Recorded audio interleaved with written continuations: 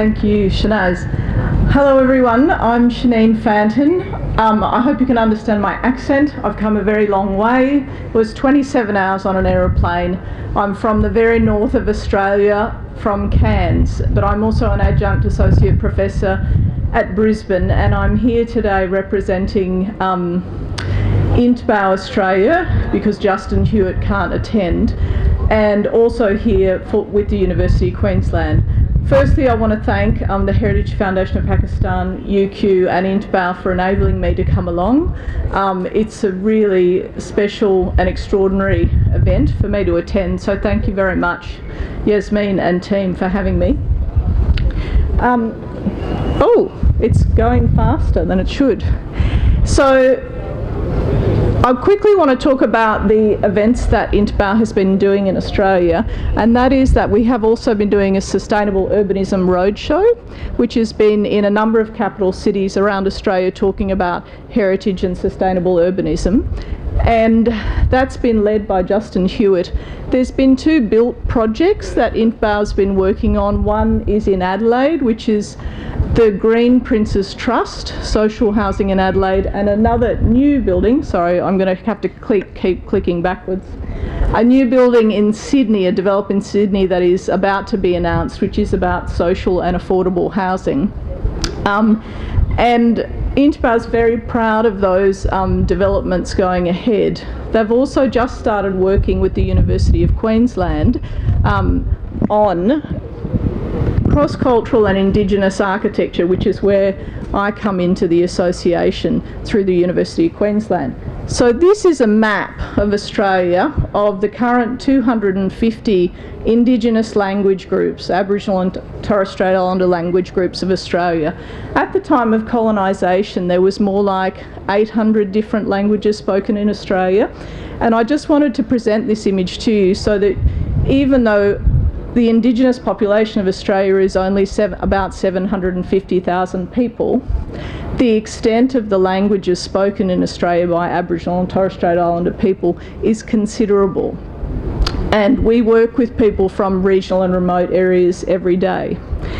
Now, I'm also a practicing architect with a small practice in North Queensland, and we work across far North Australia, and we work in regional and remote practice in anything from housing to healthcare. But one of the key things that we work on is that we work with people, with communities, and with other Indigenous architects, aiming to embed cultural and social outcomes in the projects that we're working on.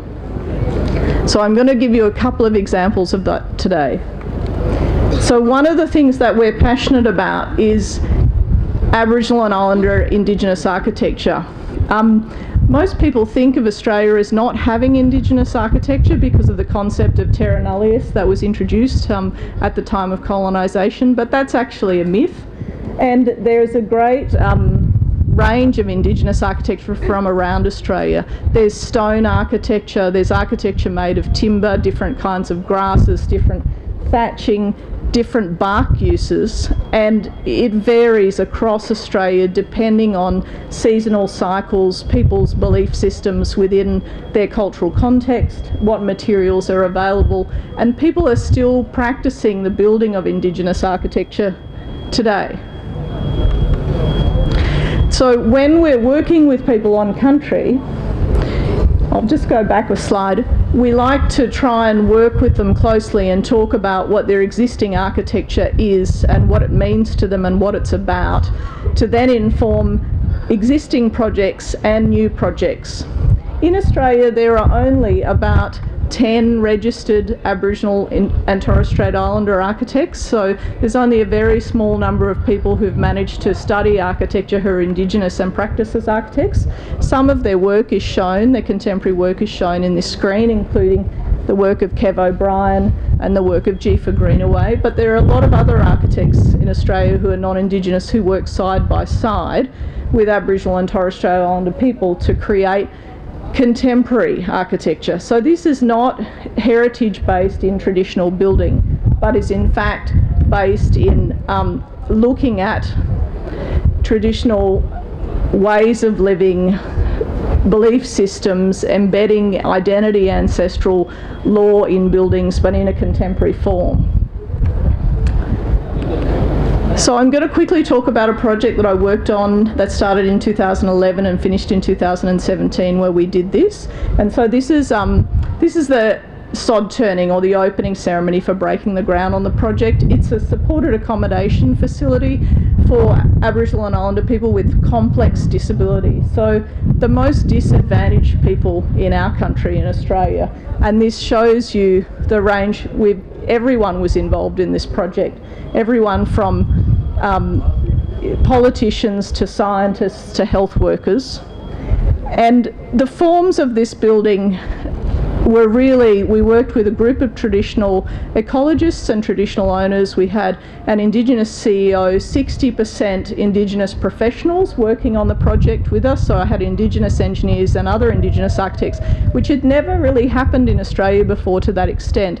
And so through this very long design process, what happened was an exploration of traditional architectural forms and trying to make sense of people's preferred living patterns on the ground, how they wanted to occupy the dwellings, what was going to create a good health outcome for people from a mental health and other complex disability perspective, and also how to get people out of an institutional setting, which is what they were in, either in a hospital or a mental health unit, and back on country in non-institutional accommodation, being supported by people around them. Now, what has ended up happening is that it's a clustered arrangement of dwellings, which with curved forms, which is based on an abstraction of traditional rainforest dwellings from far north Queensland, but also there are a whole lot of rules that developed as criteria around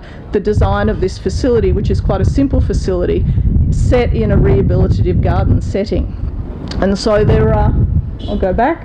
were rules set up about privacy and security, use of internal curved walls in facilities to inhibit people's beliefs in malevolent spirits at the time. And there were other rules about privacy and security associated with verandas that were adhered to through the process. So it was a bit about embedding culture and anthropology and the transfer of knowledge and getting elders to work with us on the design process. This is another project. This is the Social Outreach Studio, which I run with the University of Queensland. It's a new initiative, and it's one that INTBAU and the Princess Trust is interested in being involved in. We've run it now for 2 years in a row. What it does, this is Auntie Marilyn Wallace. She's a Kuku Nyunku woman from near Cooktown in Australia, and she's here doing a cleansing ceremony with a group of students before we start working together. What the Social Outreach Studio does is that it takes people on country working with an Indigenous organisation, an organisation that has vision and ideas and capacity, but doesn't have the ability to create its own master planning or business case scenario that they can then use to take to governments and banks to seek funding. And so the Social Outreach Studio takes master's students from the University of Queensland to work on country with Indigenous organisations in Australia to work with elders and community to create those master plans and create the drawings and do the economics together, so that then people can secure funding to go forward for development. And here are some images of the students from 2018 working on country, and that's Uncle Peter Wallace. And part of that process is very close listening and people sharing cultural information about the work that they're doing. And it also includes working with children and women and everyone, the whole of the community. It also includes letting people do their own design work, because often people have those skills and architects often want to keep control of that, but we shouldn't, we should let it go.